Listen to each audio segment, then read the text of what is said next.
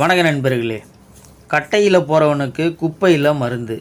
சக்கரை வியாதி என்று உங்களை ஏமாற்றியவன் இறுதியில் உங்கள் விரல் அல்லது காலை எடுக்க சொல்வான்.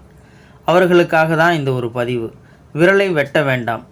சர்க்கரை நோயால் பாதிக்கப்பட்டவர்களின் விரல்களில் ஏற்பட்ட புண் ஆறவில்லை என ஆங்கில மருத்துவத்தின் ஆலோசனைப்படி விரலை எடுக்க வேண்டும் என்ற அவசியம் இல்லை.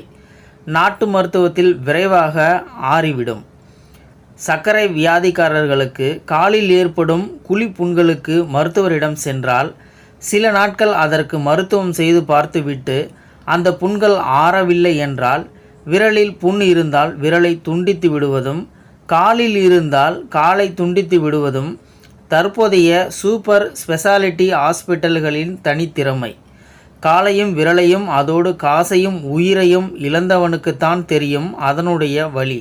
இதற்கு ஒப்பில்லா மருத்துவம் ஒன்று உள்ளது.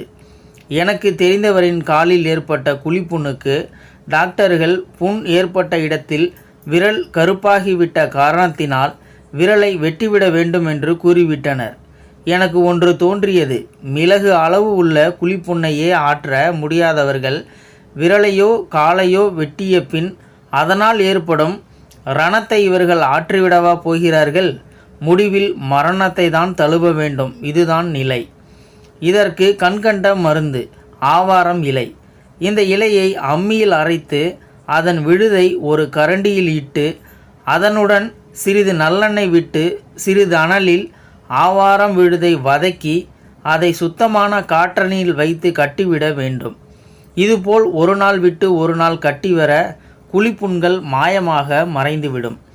இதை அதிகம் பகிர்ந்தால் பலரின் கால்களையும் விரல்களையும் உயிர்களையும் காப்பாற்றலாம். இந்த வீடியோவை முடிஞ்ச அளவுக்கு மற்றவங்களுக்கும் ஷேர் பண்ணுங்கள். இந்த வீடியோ பற்றின கருத்துக்களை கீழே இருக்கிற கமெண்ட் செக்ஷனில் மறக்காமல் சொல்லுங்கள். வீடியோ பிடிச்சிருந்தா ஒரு லைக் பண்ணிக்கோங்க. நன்றி, வணக்கம்.